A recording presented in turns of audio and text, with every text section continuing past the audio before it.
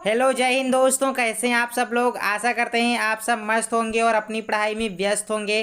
दोस्तों आज की इस वीडियो में मैं आप लोगों के लिए हिंदी का पेपर लेकर आया हूं। जितने भी स्टूडेंट कक्षा 8वीं में पढ़ रहे हैं और हिंदी का पेपर देने वाले हैं, लिटरली गाइस आपको इस वीडियो को आखिरी तक देखकर जाना होगा, क्योंकि दोस्तों इस वीडियो से आपके पेपर में कई प्रश्न फंसेंगे। ठीक है, आइए पहला प्रश्न देखते हैं। निम्नलिखित प्रश्नों में सही विकल्प का चयन करके लिखिए। फर्स्ट प्रश्न आपका है, नौ नभ के नौ विहग वृंद को पंक्ति में अलंकार कौन सा है। इस पंक्ति में कौन सा अलंकार है, आई होप आपको पता होगा। यहाँ पे ना वर्ण की पुनरावृत्ति हो रही है, मतलब कि जो ना वर्ण है, ना अक्षर, ये रिपीट हो रहा है। और हम जानते हैं कि जब किसी पंक्ति या काव्य में कोई एक अक्षर दो या दो से अधिक बार आता है तो वहाँ पर अनुप्रास अलंकार होता है। तो भाई यहाँ पर ना वर्ण की आवृत्ति होने के कारण अनुप्रास अलंकार हो जाएगा। ऑप्शन सी सही आंसर है। अगला प्रश्न है, विहग वृंद का आशय है। विहग वृंद का आशय बताना है। विहग वृंद का आशय है पक्षियों का समूह। ठीक है, ऑप्शन बी करेक्ट है। Next question, question number third, विकलांगता शब्द में प्रत्यय है। प्रत्यय वे शब्द होते हैं जो किसी शब्द के अंत में जुड़ते हैं, मतलब कि जो किसी शब्द के अंत में जुड़े उसे ही प्रत्यय कहते हैं। किसी शब्द के अंत में जुड़कर उसके भाव को बदल देते हैं, वही प्रत्यय होता है। तो यहाँ पे ता प्रत्यय है, ऑप्शन सी सही है। विकलांगता में ता प्रत्यय है, ता पर बड़ा का मात्रा वाला। प्रभु जी तुम चंदन हम पानी पंक्ति किस कवि की है। यह है रैदास जी की पंक्ति। ठीक है, किसकी, रैदास जी की है। प्रभु तुम चंदन हम पानी। अगला प्रश्न देखें तो हमारा प्रश्न नंबर 5वां है, हृदय भर आना मुहावरे का अर्थ है। हृदय भर आना मुहावरे का अर्थ क्या है दोस्तों। प्यास बुझाना, दुखी होना, खुशी होना या फिर गुस्सा होना। हृदय भर आना मुहावरे का अर्थ होता है दुखी होना। ऑप्शन बी सही आंसर है। आइए दूसरा प्रश्न देखते हैं। आपका दूसरा प्रश्न है, निम्नलिखित पर्यायवाची शब्दों को सही जोड़ी मिलाइए। मतलब निम्नलिखित पर्यायवाची शब्दों की जोड़ियां मिलानी है आप लोगों को। कौन किससे मिलेगा ये आपको बताना है। तो निशा भाई हम लोग जानते हैं, निशा रात का पर्यायवाची होता है। वीणा वादिनी सरस्वती मैया को कहते हैं। पक्षी, पक्षी विहग होता है। ठीक है, विहग का पर्यायवाची पक्षी होता है या पक्षी का पर्यायवाची विहग होता है। ठीक है, सुधा, सुधा का पर्यायवाची होता है, क्या होता है, अमृत। ठीक है, ऑप्शन मतलब कि ये नंबर से मिलेगा सुधा वाला। सरोज कमल से मिलेगा। सरोज क्या होता है भाई, कमल का पर्यायवाची होता है।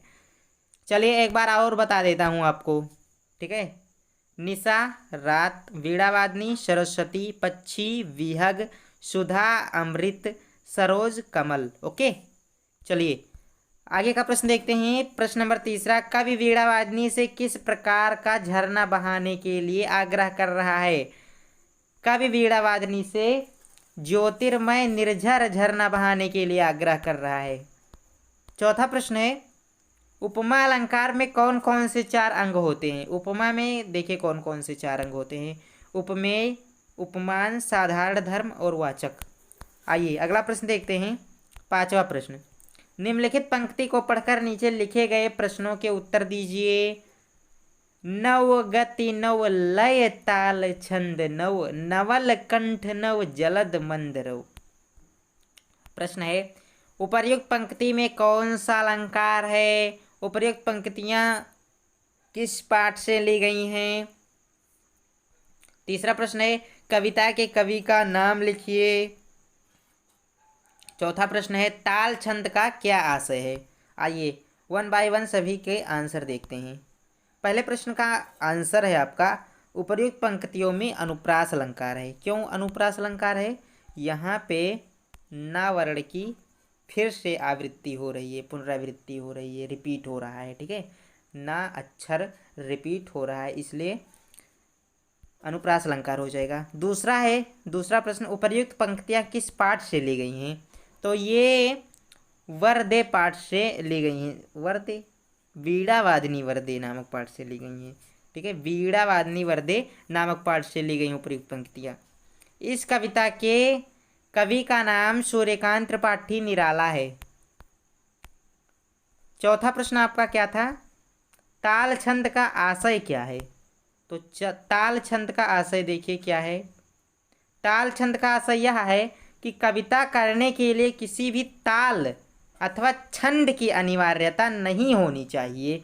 कविता तो सीधे हृदय से निकले भावों का उद्धार होती है। ताल और छंद का बंधन वहाँ नहीं होना चाहिए। अगला प्रश्न है प्रश्न नंबर 6। निम्नलिखित गद्यांश की संदर्भ सहित व्याख्या कीजिए। ये कोई गद्यांश है आपका, इस गद्यांश की संदर्भ सहित व्याख्या करनी है। आत्मविश्वास की सबसे बड़ी दुश्मन है दुविधा। दुविधा एकाग्रता को नष्ट कर देती है, आदमी की शक्ति को बांट देती है। आधा इधर और आधा उधर, बस इस तरह व्यक्ति खंडित हो जाता है। किस पाठ से लिया गया है, उस पाठ के लेखक कौन है और इसकी व्याख्या, आइए अब हम लोग देखते हैं। संदर्भ देखिए, प्रस्तुत गद्यांश हमारी पाठ्यपुस्तक भाषा भारती के आत्मविश्वास नामक पाठ से अवतरित है। किस पाठ से? आत्मविश्वास पाठ से। इसके लेखक कन्हैयालाल मिश्र प्रभाकर हैं। कौन है? कन्हैयालाल मिश्र प्रभाकर जी हैं। अब व्याख्या देखते हैं उस गद्यांश का जो अभी मैंने पढ़ा था। याद है कि भूल गए? प्रत्येक लाइन आपको समझ में आई है कि नहीं? अगर नहीं आए तो एक बार पॉज कीजिए वीडियो को और पढ़िए, उसके बाद गद्यांश पर, मतलब गद्यांश की व्याख्या पर आइए। तो देखिए व्याख्या क्या है। लेखक कहता है कि मनुष्य के अंदर यदि असमंजस अथवा संदेह का भाव पैदा हो जाता है तो आत्मविश्वास की भावना समाप्त होने लगती है। अतः असमंजस की अवस्था मनुष्य में अपने ऊपर भरोसे को उत्पन्न नहीं होने देती। यह अवस्था ही उसकी दुश्मन बन जाती है। मनुष्य में आत्मविश्वास की शक्ति को बांट देती है, जिससे वह सोचने लगता है कि वह अमुक कार्य करने में सफल होगा अथवा असफल। उसके अंदर पक्का निर्णय लेने की क्षमता समाप्त हो जाती है। यह दुविधाग्रस्त हो जाता है।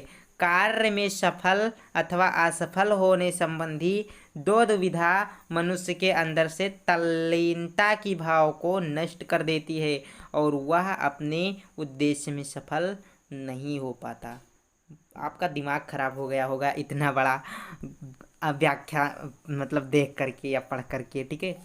तो सोच रहे होंगे कि कैसे इसको याद करेंगे। याद करने की ज़रूरत नहीं है, आप लोग गद्यांश को ध्यान से पढ़ेंगे, ठीक है, और प्रत्येक लाइन का मतलब आप लोग समझ जाएंगे ना, तो आप खुद पेपर में लिख देंगे। कोई ज़्यादा टफ नहीं माना जाता है ये सब चीज़ें, ठीक है। धीरे धीरे आप आगे की कक्षाओं में जाएंगे, आपको सारी चीज़ें आसान होती चली जाएंगी। और आप लोगों ने पहले से पढ़ा होगा तो वैसे ही आपके लिए ये चुटकी का काम होगा। आप लोग चुटकियों में कर सकते हैं इसकी व्याख्या को, ठीक है। ऐसा मैं मान सकता हूँ, आप लोग मेहनती छात्र तो होंगे ही। 8वां प्रश्न है, लेखक ने हेलन केलर का उदाहरण देकर हमें क्या समझाना चाहा है? बहुत अच्छा प्रश्न है। लेखक ने हेलन केलर का उदाहरण देकर हमें क्या समझाना चाहा है? आइए देखते हैं उत्तर इसका। हेलन केलर एक प्रसिद्ध और उच्च कोटि की विचारक थीं। उन्होंने अपनी एक सूक्ति में कहा था कि हमें जब सफलता प्राप्त होती है तो उससे हमें सुख मिलता है, परंतु लक्ष्य प्राप्ति में विफल होना निश्चय ही सुख के द्वार के बंद होने के समान है। हम उस सफलता के ना मिलने पर निराश और हतोत्साहित तो उठते हैं, परंतु उस निराशा की दशा में हम उत्साह से रहित हो जाते हैं। आत्मशक्ति और लक्ष्य प्राप्ति की सामर्थ्य से अपने विश्वास को खो बैठते हैं, जबकि होना यह चाहिए कि उद्देश्य प्राप्ति हेतु अपने अंदर की शक्ति को विकसित करना चाहिए और उसके प्रति मजबूत श्रद्धा और विश्वास बनाए रखना चाहिए। एक बार विफल होने पर हतोत्साहित नहीं होना चाहिए। सफलता पाने तक अपने प्रयास चालू रखने चाहिए। कितना अच्छा लाइन है।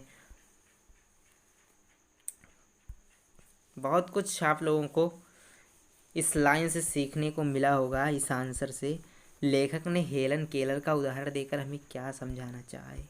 बहुत अच्छी चीज़ समझानी चाहिए अगर आप फील कर पा रहे होंगे तो। ठीक है, तो आज के वीडियो में दोस्तों इतने ही क्वेश्चन कर पाएंगे, क्योंकि और क्वेश्चन है नहीं तो कैसे करेंगे। इतना ही क्वेश्चन लाया था मैं आपके लिए, तो इतना क्वेश्चन आप लोगों को तैयार कर लेना है। ठीक है, ज़्यादा नहीं तैयार करना चाहते हैं तो इतना ही तैयार कर लीजिए, और ज़्यादा तैयार करना चाहते हैं तो और वीडियो हमारी देखिए भाई। और वीडियोस यूट्यूब पर पड़ी है ना हमारी, इस चैनल पर, इसी चैनल पर आप लोग सर्च कर लीजिए, देख लीजिए प्लेलिस्ट वगैरह खोल करके। प्लेलिस्ट नहीं बनी हुई होगी तो देख लीजिए, सर्च कर लीजिए। वैसे आप लोग नोट्स बनाए होंगे तो नोट्स से पढ़ा कीजिए भाई। नोट्स से जब पढ़ेंगे तो ज़्यादा समझ में आएगा। तो नोट्स कितने विद्यार्थी बनाए हैं एक बार कमेंट करके बताएंगे, ताकि मुझे भी पता चले कितने विद्यार्थी ऐसे हैं जो अपनी पढ़ाई को लेकर एक्चुअल में सीरियस हैं। तो उनके लिए कुछ अलग व्यवस्था की जाए, पढ़ाई की, पढ़ाने का तरीका चेंज किया जाए। और ये वीडियो उन बच्चों के लिए है जो अभी तक कुछ नहीं पढ़े हैं, सीधा पेपर देने के लिए इस वीडियो को देख रहे हैं। मतलब कि पेपर के जस्ट 1-2 दिन पहले। बहुत सारे विद्यार्थी होंगे ऐसे, हमें लगता है आप भी उसी में से हैं। तो लाइक कीजिए वीडियो को, अगर आप भी हैं तो कमेंट भी कीजिए। चलिए दोस्तों, मिलते हैं नेक्स्ट वीडियो में। आशा करते हैं आपको पसंद आया होगा ये वीडियो, तो लाइक कर दीजिए, चैनल को सब्सक्राइब कर दीजिए, अपने दोस्तों के पास भी इस वीडियो को भेजिए। चलिए मिलते हैं नेक्स्ट वीडियो में। जय हिंद, वंदे मातरम।